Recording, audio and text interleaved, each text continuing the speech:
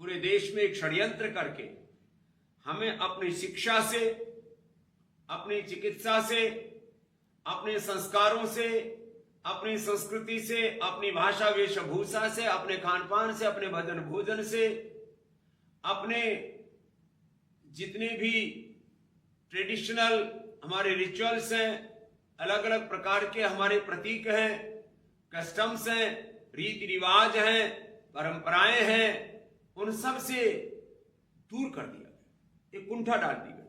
अभी पिछले दिनों हमारे देश के गृह मंत्री जी अमित भाई जी आए तो मेरे से कहने लगे, स्वामी जी इस देश की सबसे बड़ी त्रासदी कहो, संकट कहो, समस्या कहो, इस देश में कुंठा पैदा कर दी, आत्मग्लानि पैदा कर दी। एक है आत्म गौरव और दूसरा है आत्मग्लानि। अरे योग में क्या रखा है, यज्ञ में, हवन में, अग्निहोत्र में क्या रखा है, भजन में क्या रखा है, धर्म में क्या है, सनातन में क्या है, अपनी वैदिक शिक्षा में क्या है, अपनी चिकित्सा में क्या है, अपनी भाषा वेशभूषा में क्या है, अपने संस्कार, अपनी संस्कृति, सबसे हमें विमुख कर दिया, सबके प्रति अश्रद्धा पैदा कर दी, हमारे भीतर अश्रद्धा पैदा कर दी अपनी परंपरा में। हमारे मन में कुंठा, ग्लानि, एक हीन भावना, और धीरे धीरे करके वो हीन भावना घृणा में तब्दील हो गई। हम अपने चीजों से बहुत दूर चले गए। अब हमें योग करते कराते हुए, योग धर्म से, वेद धर्म से, सनातन धर्म से, ऋषि धर्म से सबको ऐसे जोड़ देना है कि योग करते करते योग तत्व, वेदत्व, सनातन तत्व, सबके भीतर राम तत्व, कृष्ण तत्व, हनुमत तत्व, सबके भीतर शिव तत्व, शिवत्व, भगवान भगवती की भगवत्ता, देवत्व, ऋषित्व, ब्रह्मत्व, सारे सनातन के श्रेष्ठ तत्व, दैवी संपदा ऐसे हमारे जीवन में प्रतिष्ठित हो जाए कि योग करते करते हम योग के विग्रहवान रूप हो जाए, राम कृष्ण हनुमान शिव भगवान भगवती के विग्रहवान स्वरूप हो जाए। हम चले तो हमारे होने से राम कृष्ण हनुमान शिव भगवान भगवती की अभिव्यक्ति होने लगे, हमारे जीवन से, आचरण से ऐसे दिव्यता प्रकट अभी निश्चित होने लगे। हम real world evidence, live expression हो जाएं, योग धर्म, वेद धर्म, ऋषि धर्म, सनातन धर्म के, मानव धर्म के, नैतिक मूल्यों के, मोरल वैल्यूज के, स्पिरिचुअल वैल्यूज के, ह्यूमन वैल्यूज के, कॉन्स्टिट्यूशनल वैल्यूज के हम जीवंत विग्रहवान स्वरूप हो जाएं। ऐसा हम सबका जीवन बन जाए, ऐसे हम आपसे अपेक्षा करते हैं। शरीर में 37 ट्रिलियन सेल्स आपस में समझदारी से चलते हैं, एक दूसरे के साथ कोई लड़ाई झगड़ा नहीं है, वननेस, कोएग्जिस्टेंस, कोऑर्डिनेशन, आपस में एक दूसरे के साथ में कम्युनिकेशन, एक दूसरे के साथ में इतना सहयोग है। इंट्रासेलुलर सिग्नल, इंटरसेलुलर सिग्नलिंग ऐसी होती है, एक एक सेल में 1 लाख से लेकर के 1 करोड़ एक्टिविटी होती है, एक सेल में, एक सेकंड में, एक सेल में 1 सेकंड में 1 लाख से लेकर के 1 करोड़ तक physical, mental, emotional, spiritual activities होती हैं। 1 cell to equal 1 body and 1 cell equal to 1 universe. This is our structure. I'm not talking about spirituality. This is our materialistic truth. ये हमारा दैहिक विज्ञान है। 37 ट्रिलियन सेल्स, एक सेल के अंदर 23,000 उसके अंदर जीन्स होते हैं, 46 उसके अंदर क्रोमोसोम्स होते हैं। एक एक सेल के अंदर कितने जबरदस्त रिसेप्टर्स लगे हैं, उसके अंदर एक एक सेल में अपना एक उसका ऊर्जा, एनर्जी का पावर हाउस है जिसको माइटोकॉन्ड्रिया कहते हैं। एक एक सेल में अपना एक दिमाग है, जैसे हमारा राइट लेफ्ट ब्रेन और पिट्यूटरी, पिनल ग्लैंड, पूरा एक मस्तिष्कीय तंत्र, और यहाँ से 1 सेकंड के भी 10 लाखवें हिस्से में, 1 करोड़वें हिस्से में ब्रेन की सिग्नलिंग 37 ट्रिलियन सेल्स को होती है। जैसे ये हमारा ब्रेन है, इस ब्रेन का कनेक्शन 37 ट्रिलियन सेल्स के 37 ट्रिलियन ब्रेन जिनको बोलते हैं उस न्यूक्लियस से है। ऐसे अपना शरीर कितने रिदम से चलता है, वहां पर कोई अबाधित गति है, कोई डिस्टर्बेंस नहीं है, डिस्ट्रैक्शन नहीं है, नो डिस्ट्रैक्शन, नॉट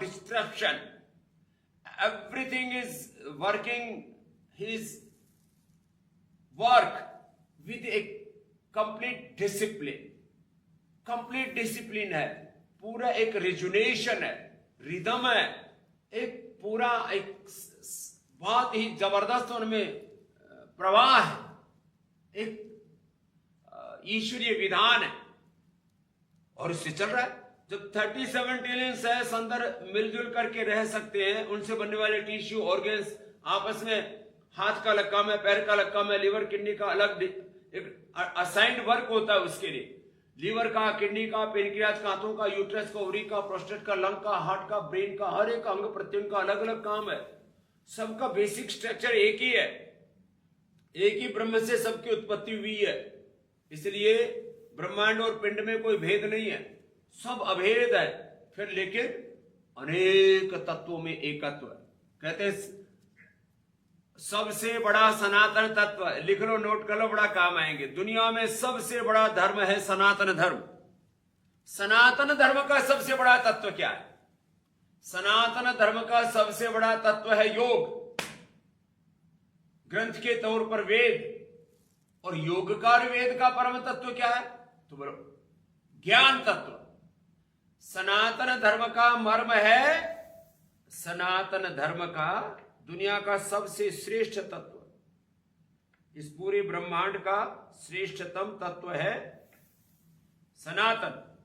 सनातन का श्रेष्ठ तत्व क्या है? योग या वेद। उस वेद का श्रेष्ठतम तत्व क्या है? ज्ञान। और ज्ञान की उत्पत्ति किससे होती है? श्रद्धा से। और ज्ञान और श्रद्धा का मूल क्या है? कर्म। तो इस ब्रह्मांड का सबसे श्रेष्ठ तत्व सनातन तत्व। सनातन तत्व का आधारभूत तत्व योग तत्व, योग का आधारभूत तत्व वेद तत्व, वेद का भी आधारभूत तत्व ज्ञान तत्व, ज्ञान का आधार श्रद्धा, और श्रद्धा का आधार कर्म पुरुषार्थ। श्रद्धावान लभते ज्ञानम तत्परः संयतेन्द्रियः ज्ञानम लब्ध्वा परम शांतिम अचिरेणाधिगच्छति।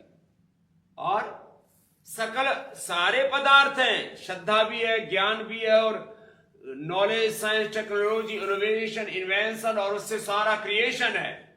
ज्ञान का ही सारा विस्तार है, ये सारा ब्रह्मांड। Knowledge, science, technology, innovation, invention, creation, whatever we are looking, the whole thing surrounding us and whole creation in this universe, this is the ultimate result of knowledge. Knowledge से knowledge, science, technology, innovation, invention और सारा creation होता है। लेकिन उससे ज्ञान और श्रद्धा की उत्पत्ति किससे होगी?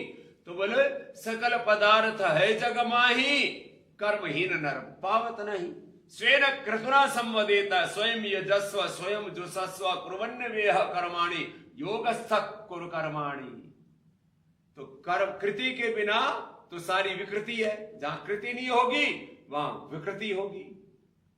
इसलिए ये एक एक तत्व को ऐसे ठीक ठीक समझ करके आप उसको जिए, इसके लिए गुरु तत्व की आवश्यकता पड़ती है। गुरु के बिना सम्यक दृष्टि नहीं होती, और जब सम्यक दृष्टि नहीं होगी तो इस सृष्टि में क्या कर पाएंगे? इसलिए आज आपको ये तो हम सार रूप में कह रहे थे कि सारे संसार में विध्वंस मचा पड़ा है, आतंक मचा पड़ा है, उन्माद मचा पड़ा है।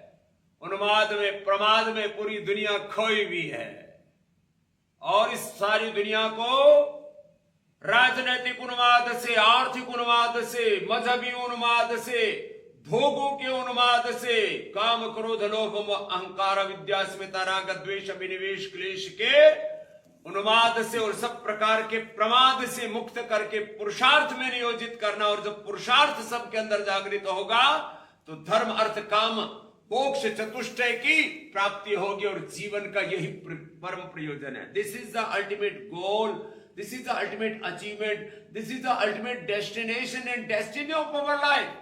और इस सब की प्राप्ति होगी योग से। योग से हमारे जीवन में पुरुषार्थ जगेगा, योग से प्रारब्ध हमारा प्रमाद मिटेगा, पुरुषार्थ जगेगा। पुरुषार्थ अच्छा होगा तो प्रारब्ध भी अच्छा होगा, और जब हमारा प्रमाद हटेगा, पुरुषार्थ जगेगा, और हमारा प्रारब्ध भी अच्छा होगा तो हमारे जीवन में धर्म अर्थ काम मोक्ष की प्रतिष्ठा होगी। इसलिए मैं कहता हूं योग से सब कुछ ठीक होगा। योग से, इसलिए योगी जीवन का कर्तव्य है, मंतव्य है, गंतव्य है, प्राप्तव्य है। योग हमारे जीवन की श्रेष्ठतम उपलब्धि है। योगी जीवन का सार है। Yoga is the aspect of our life. Yoga is the ultimate achievement of our life. Yoga is the ultimate destination and ultimate destiny of our life. योग के बिना तो कुछ भी नहीं है जीवन में। हम जिएंगे लेकिन एक ऐसी मशीन की तरह जिएंगे, और यदि कुछ करेंगे तो उल्टा पुल्टा करेंगे।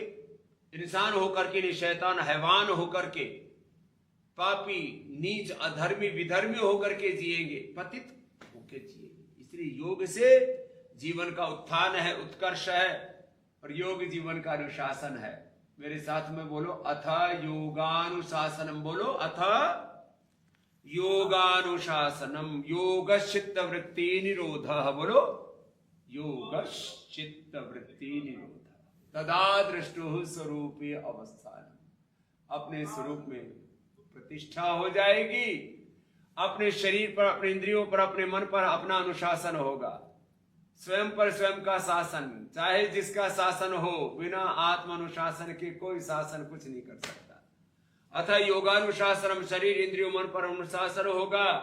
अपनी वृत्ति आत्मवृत्ति में तब्दील होगी। आत्मरति होकर के गुरु भगवान में हमारी रति होगी, प्रीति होगी, प्रतिष्ठा होगी, और उसी से ही अपने स्वरूप में प्रतिष्ठा होगी, और उसी से ही आत्मा वारे द्रष्टव्य श्रोतव्य मंतव्य निधिध्यासितव्य। ऐसे ये योग का क्रम है।